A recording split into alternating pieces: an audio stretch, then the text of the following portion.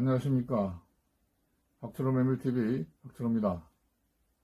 오늘 219번째 영상에서 메밀과학에서는 메밀국수의 가공 및 품질 향상이라고 하는 제목으로 가천대 연구팀들이 총정리한 내용을 간략히 소개해드리겠습니다. 메밀식문화에서는 네팔에서 이용되고 있는 첨바라고 하는 메밀튀김의 재료와 조리법에 대해서 소개해드리겠습니다.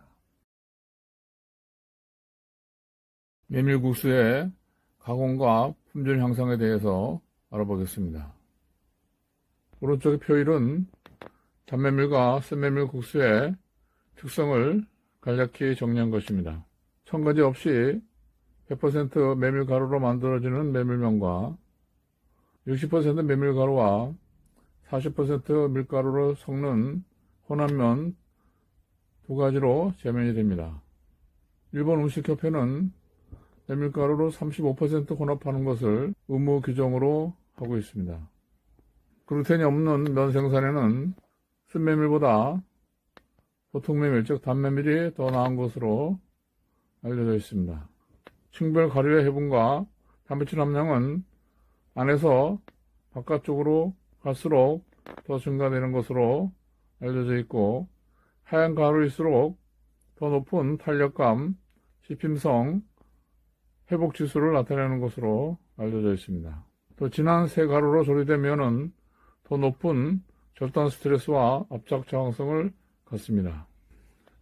재분할 때 콜드 카운트 젯 밀, 즉 CJM이라고 하는 재분 기술로 재분하게 되면 가루는 2배에서 8배까지 부피가 늘어나고 면이 길고 부러지지 않는 것으로 밝혀졌습니다.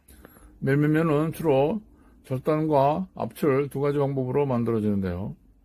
일본에서 스타면은 메밀가루 7내지 8대, 밀가루 2내지 3의 비율로 혼합해서 만듭니다. 반면 기계면은 밀가루 혼합 비율을 40에서 80%까지 더 높여서 혼합물의 결합력을 증진시킵니다. 재면 과정은 가수화된 메밀가루 혼합, 반죽 신전, 절단 등 3단계로 이루어집니다. 혼합의 목적은 재료를 신속하고 균일하게 섞고 가루 입자가 잘 가수화되게 하기 위한 과정입니다. 혼합한 후에는 가수화 촉진과 반죽의 수분 제약선을 위해서 반죽을 보통 30분 정도 휴지시킵니다. 메밀면의 품질 기준으로서 먼저 색에 대해서 알아보면 생면의 색은 L값으로 나타납니다. 즉 L값이 0부터 100까지 희도 또는 명도를 나타내는데요.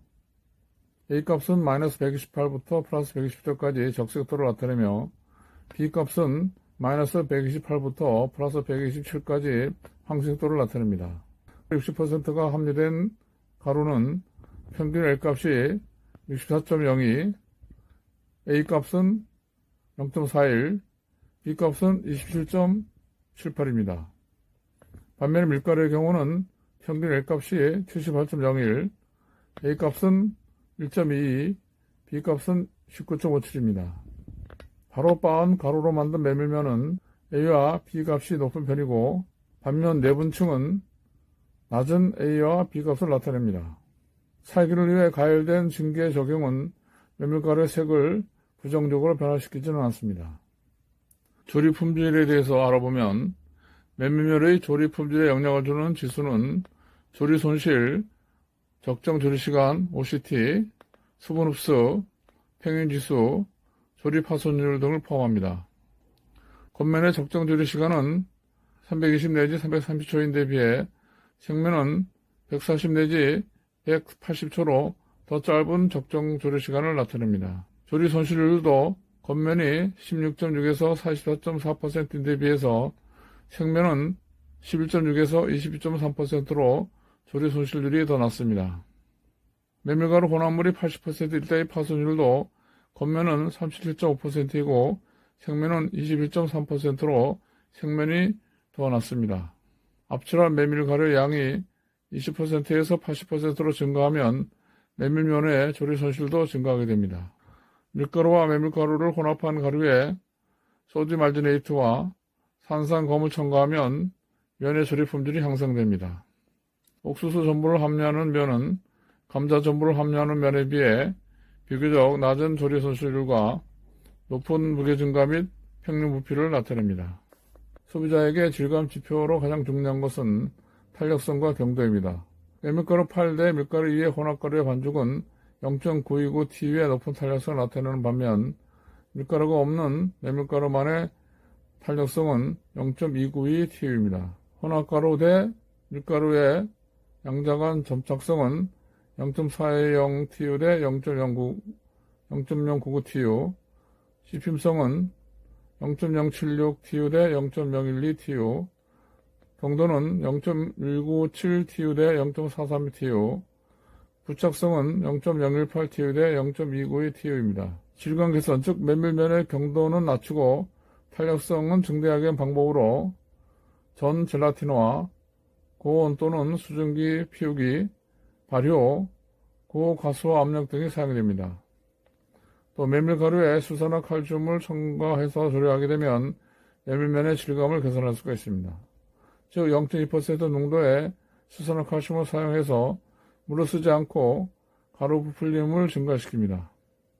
0.4%로 수산화 칼슘 농도를 높이면 조리된 메밀면의 인장 강도와 절단력이 증가됩니다. 알칼리 첨가로 단백질 중합 정도가 증가되면 반죽의 이동학적 성질과 메밀면의 질감 성질을 개선하게 됩니다. 반영 척도를 1에서 9로 했을 때 5.57에서 6.7을 범위에 가장 좋은 전체적인 품질 점수는 쓴메밀보다 버터메밀에서 얻어지게 되는데요. 쓴메밀에 대한 관능 점수의 범위는 4.57에서 4.71입니다. 메밀가루에 리파제와 페록시데이드와 같은 효소활성이 삶은 메밀면의 풍미 발생에 중요한 역할을 합니다.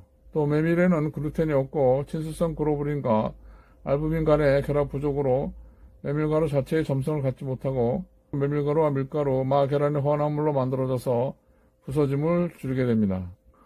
메밀가루의 함량을 증가시키고 면 품질의 조정, 즉 면 외관과 질감 향상을 위해서 친수성 콜로이드와 글루텐을 메밀면에 첨가합니다. 메밀가루 20%, 쌀가루 40%, 옥수수 40%, 잔상검 3%, 계란 20%, 소금 0.5%를 넣어서 만든 글루텐 프리 국수는 가장 좋은 맛 점수와 또 대조과 유사한 전체적인 수용 점수를 나타냅니다.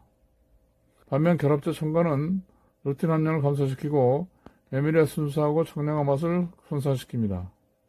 밀가루와 메밀가루를 혼합한 가루에 알기산 나트륨과 1.5 내지 1.5%의 잔산검을 첨가하게 되면 반죽 형성 흥질을 개선할 수 있습니다. 겉면은 밀가루 60%와 메밀가루 40% 혼합으로 만들게 되고 혼합가루의 반죽 성질은 역으로 메밀가루 양에 관련이 됩니다. 밀가루와 메밀가루의 혼합물에 칡뿌리 전분을 첨가하게 되면 영양적 기능은 물론 메밀면의 품질을 향상시킵니다. L-아스코빈산의 보충이 수분 흡수, 면 조리 손실, 강도와 인장 향상 등을 통해서 메밀면의 품질 향상을 가져오게 됩니다. 또 메밀가루의 신선도는 면 품질에 중요한 역할을 하는데 따라서 저장된 메밀 종실은 면의 품질 손실을 가져오게 됩니다.